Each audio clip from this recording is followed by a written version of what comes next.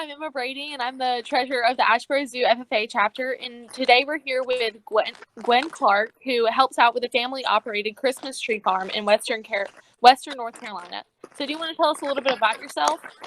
Okay, well, thank you so much. My name is Gwen Clark, and I was an agriculture teacher from 1986 to 2016 at Avery High. And it's starting to rain here, so I guess you can hear that. And I married a man that is a seventh generation farmer, and he's a third generation Fraser fir Christmas tree grower. So I am standing out at our house at the oldest field that they have, so you can see the trees behind me. All right, so what does working on your Christmas tree farm, what is that like on a daily basis? Well, it is something you have to work at every day. A lot of people think you just plant the tree and then you're finished, but they have to be fertilized. They have to be scouted for pests, and we use IPM, Integrated Pest Management, and we use the least amount of chemicals that we can. And the chemicals that we use do have toxicity, but salt and caffeine have more toxicity than any of the chemicals that we use. They have to be sheared, and then we go through and we do soil testing, all the things that other farmers do that grow vegetables. That's what we do on a daily basis with our trees.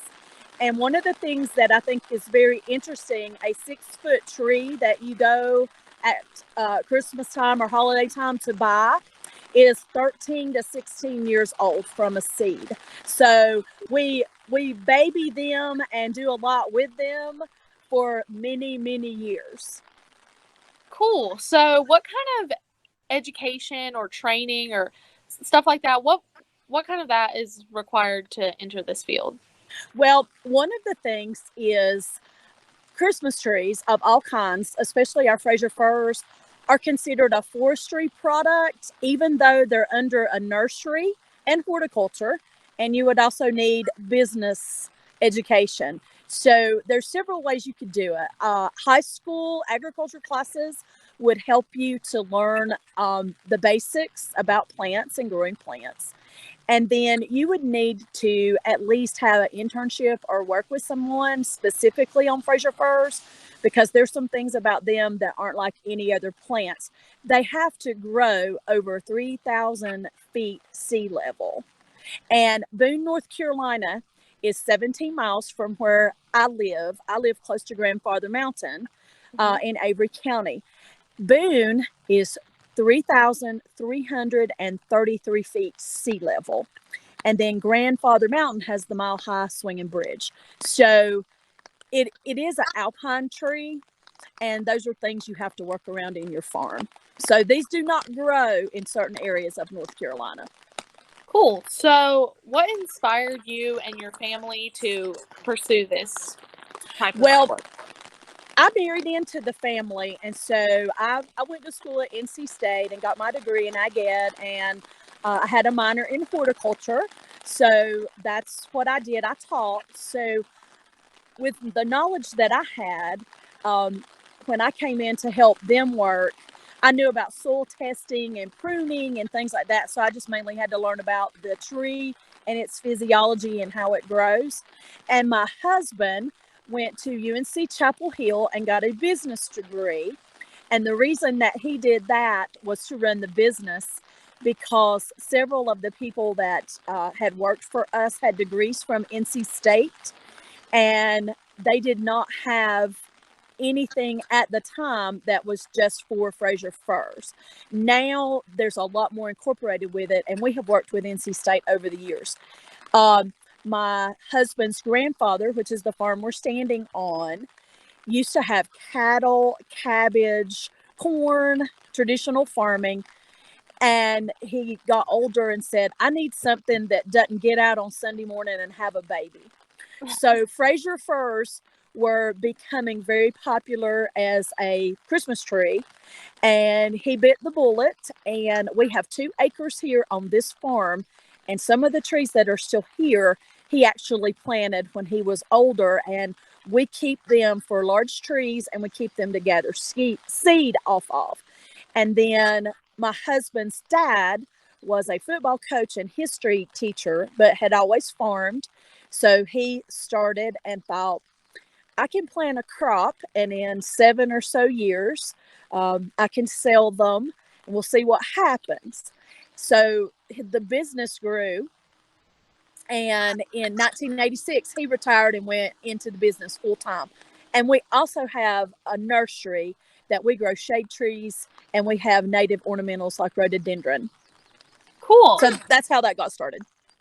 That's kind of neat. So what are the things that you like, and if there is anything, what do you dislike about doing this?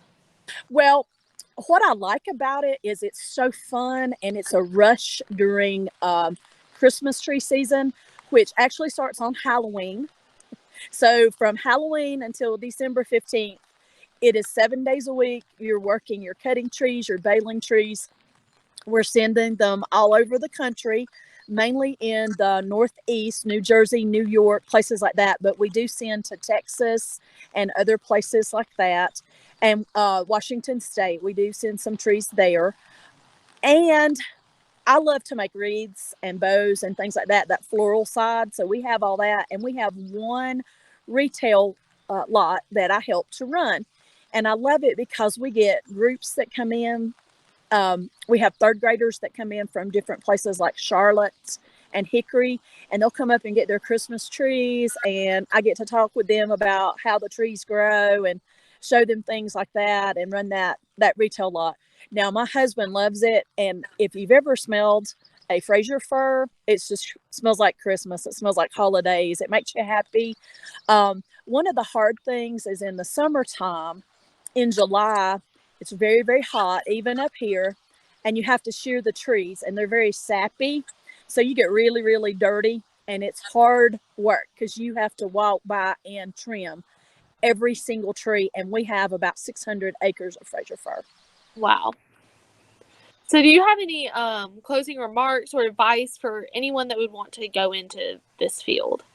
Well, if you want to go into this field, one of the things that you will have to do is move to where these trees are. And so a lot of people from Eastern North Carolina, unless they marry into a family, they won't pack up and move. You do have to have quite a bit of land because these are grown in the ground. If you think about a football field, you can put about 1,000 trees on the area of a football field. And that would be considered a hobby to have about 1,000 trees, because we do have a lot of volume that goes out. I would learn all the horticulture that you could, and then I would also have some business. Even if it's a 2-year business degree from a community college, which is fantastic, you need to know how to do your taxes, your books, your payroll, all kinds of things. So my husband, his brother, his sister, and his mom and dad are the main partners, and they all have 4-year college degrees. NC State, UNC Charlotte, Appalachian, and Morris Harvey, which is in Ohio, is where my father-in-law went to school. And they've changed the name of that school now. I think it's called the College of Charleston or something like that. But they taught school and started the business. My sister-in-law does the bookkeeping. My brother-in-law is a mechanic. So he got his degree. He went to the Ag Institute at NC State, and he got a horticulture and a mechanics degree. Then my husband has a degree from Carolina, and so he does a lot of the other business end of it. So it's huge, and it's like any other farming operation. It's got lots of little pieces that go along with it. And then we employ about 75 people, and about 7 of them are full-time, and they live in Avery County. And then it varies the number of workers that we have come in during our very, very busy season. So that's kind of what we do.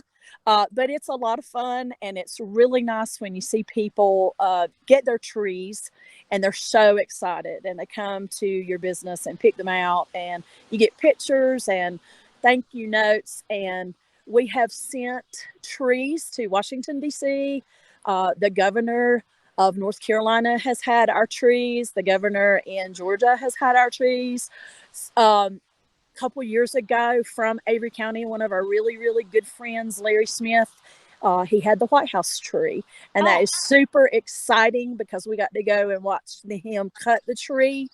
And he worked for us, so he got his start in high school by working for us, and we're really good friends, so we do a lot of business together.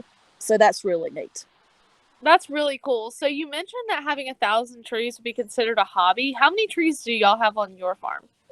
Well, if you want to do 1,000 times anywhere between 600 and 700 acres, that's about how many trees we have. And that's Wow. if you set them on a certain center, like from the center of one tree. We set our trees on 4 foot centers so that we can grow them a little bigger, because we do have a demand. 7 to 9 feet is very, very popular. A lot of people will buy 6 foot trees, but we seem to sell a lot more of those because people have larger homes or they have a vaulted ceiling where they might put their tree. And I'm going to do something, and hopefully you can see. Can you see some of the trees there Yes. behind me? And one of the things that's really, really cool, our daughter went to Meredith College, and she's a registered dietitian. Now, she was an FFA, and she was a chapter officer, region officer. She ran for state office and did a lot of kinds of things. And her proficiency area was in forest management, which that's what Christmas trees were under at the time. And she always worked and did a lot in our business. And we take a tree to Meredith College, and that's a lot of fun because it's grown right here where we live. And you probably can't see, but I'm going to try to go way up the hill there. Uh-huh. Some of our larger trees are up there close to those pine trees. Yeah. And for 4 years, a Meredith College tree came from one of those rows. And it was a tree that when my husband's grandfather started setting trees, it was one of the original trees. So that's kind of a cool little thing. And we like making people happy too, like that. That's really neat. And so thank you for spending your time with us this morning and telling us a little bit about your family's business and what y'all do.